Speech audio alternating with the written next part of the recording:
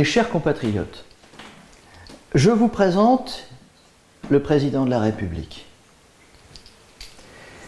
Ceci est un tableau qui est censé représenter un être humain, mais vous voyez également un paysage. Ce tableau est le fruit de traditions médicales anciennes, la médecine chinoise principalement, qui représente les organes du corps humain comme étant des modèles réduits de ce qui se passe dans la nature. Vous avez le cœur, on va voir bientôt pourquoi je vous ai parlé du président, vous avez le foie, vous avez le système digestif, l'estomac, le pancréas, la rate, etc. Vous avez le système de protection, de défense, le poumon, et vous avez l'eau, la gestion de l'eau en bas, le système rénal. C'est une représentation simplifiée et on n'aura pas le temps ici d'expliquer pourquoi, mais nous fonctionnons à l'image de la nature, et la nature c'est un organisme vivant, c'est un organisme qui fonctionne en symbiose par ces différents éléments et qui a besoin d'une organisation, effectivement.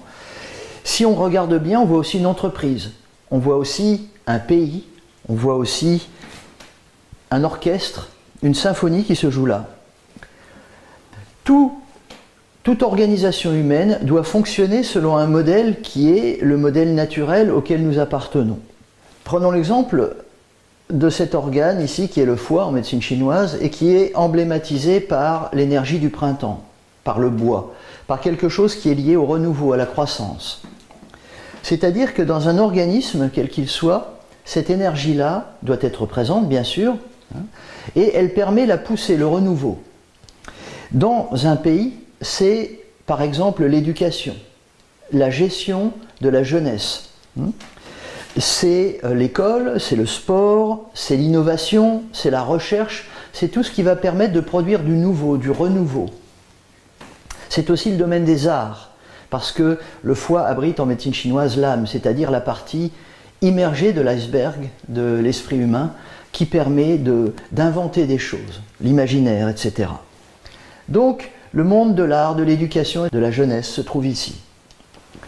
Ici, vous avez, emblématisé par un bison, ça c'est plutôt dans la culture amérindienne, sur la terre, vous savez, le bison c'est comme le cochon chez nous, dans le bison tout est bon, c'est-à-dire que dans ces traditions on utilisait tout de la bête, parce que la terre est ce qu'on appelle une grande fonderie, c'est-à-dire que tout se transforme, et effectivement, ici c'est la nourriture, c'est le système digestif.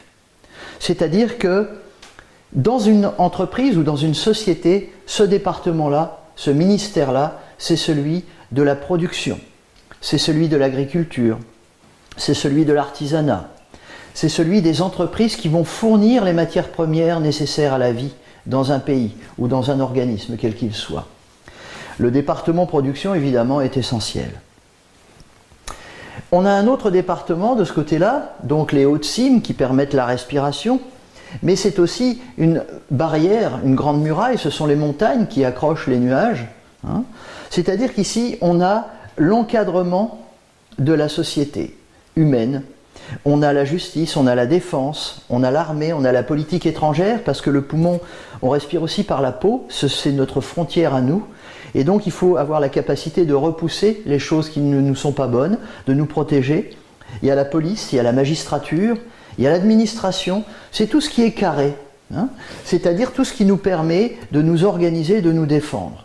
Vous voyez ? Donc on a quelque chose de très, j'allais dire révolutionnaire d'un côté et quelque chose de très stable de l'autre, et c'est cette énergie nécessaire de ce qu'on appelle le métal et l'eau en médecine chinoise, le métal et le bois, le minerai, vous voyez, qui est plus lourd que la terre est au milieu, et le bois qui monte, tout ça, ça forme un équilibre. Ensuite, on a les reins qui, en fait, gèrent les stocks d'eau que l'on a fabriqués. Ils gèrent aussi la moelle, c'est-à-dire les réserves fossiles que fabrique le corps lorsqu'on se nourrit. Dans un pays, par exemple, ça va être le monde de l'économie. Le monde, ça va être les impôts. C'est-à-dire, c'est tout ce qui est l'activité commerciale, ce qui permet de recevoir, de stocker et de redistribuer les richesses. Il y a une gestion, c'est la gestion de la consommation, parce qu'évidemment on ne consomme pas tout, on fait des économies pour pouvoir relancer des choses nouvelles. Donc en fait, il est très important d'avoir aussi un ministère qui gère bien entendu les ressources. Vous voyez, ça semble simple, mais ce n'est pas aussi évident que ça, de gérer de manière équilibrée tous ces éléments pour que l'organisme entier fonctionne correctement. Et puis là-haut, on a le président, la présidence. Le cœur, en médecine chinoise, est appelé l'empereur. On a deux cœurs. On a le cœur de chair et de sang, que tout le monde connaît, qui pulse le sang dans toutes les parties du corps, donc qui rayonne. Mais on a aussi le cœur de l'esprit. Vous savez, tu me fends le cœur, c'est-à-dire que ce cœur-là, on le voit plutôt dans les églises, c'est un truc qui brille, qui rayonne comme le soleil et qui réchauffe. Celui-ci, il est invisible parce qu'il est lié à la notion d'esprit, à la notion de conscience. Ça s'appelle Xingchen en chinois, c'est le cœur-esprit littéralement. C'est-à-dire qu'à l'intérieur du cœur, il y a un espace vide dans lequel réside, du point de vue des médecines traditionnelles, l'esprit, incarné par le sang, et qui rayonne dans tout le corps.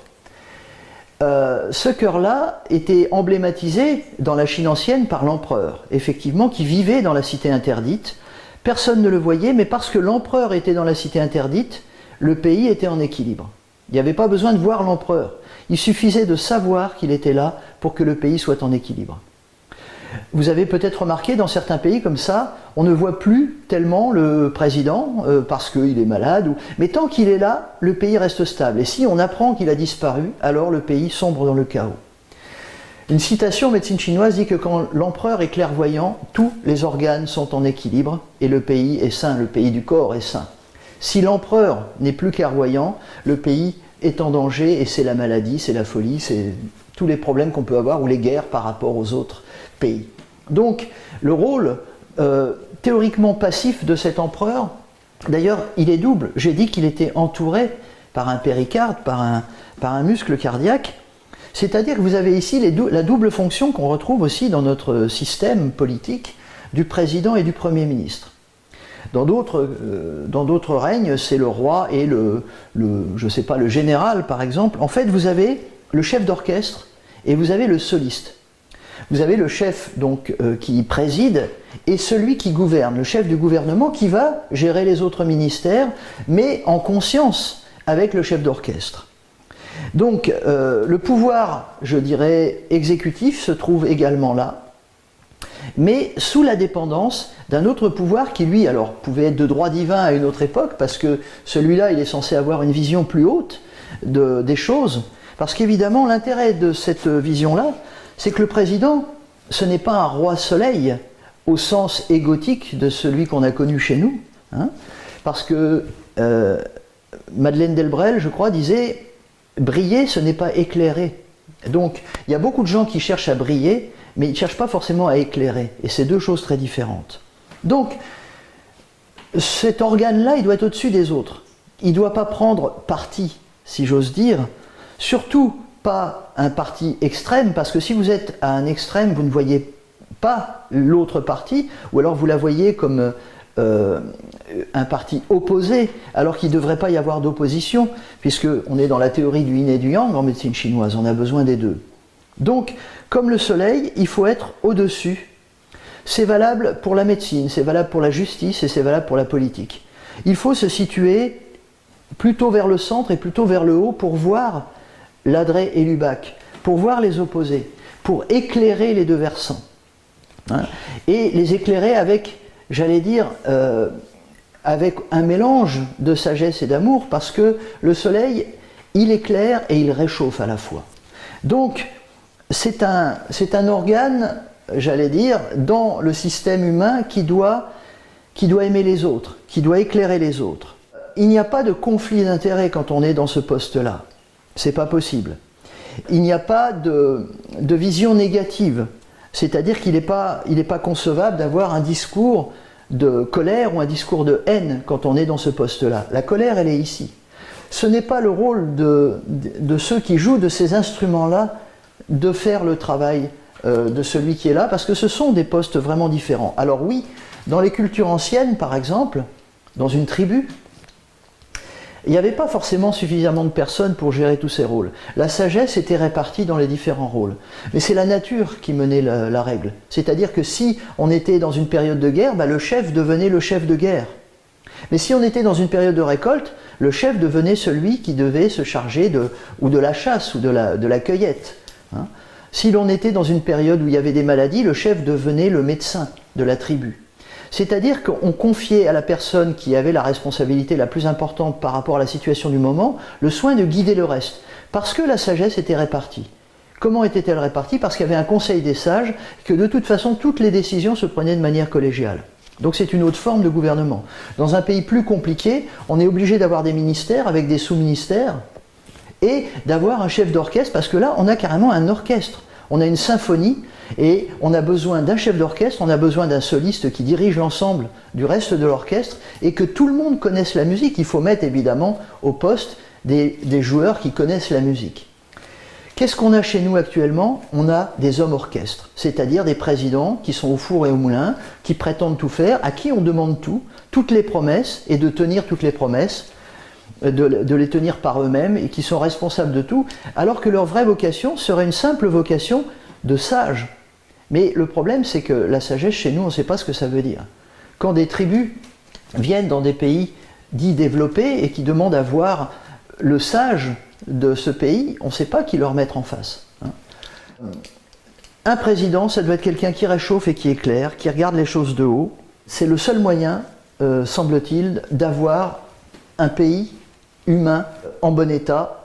Dans ce cas-là, on remarquera également qu'il n'y a pas besoin de faire de l'écologie parce qu'elle est incluse dans le système, dans l'équilibre du système. La santé, c'est pareil. C'est-à-dire que là, on a quelque chose qui sera forcément en santé et en équilibre sur le plan humain et sur le plan naturel.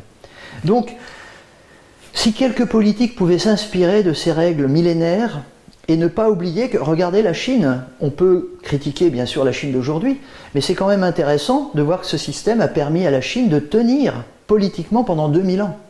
Vous connaissez un système politique qui a tenu pendant 2000 ans, avec un empereur perdu dans sa cité interdite que personne ne voyait? Il faut y réfléchir. Donc, on a la chance dans notre pays de pouvoir choisir notre soleil.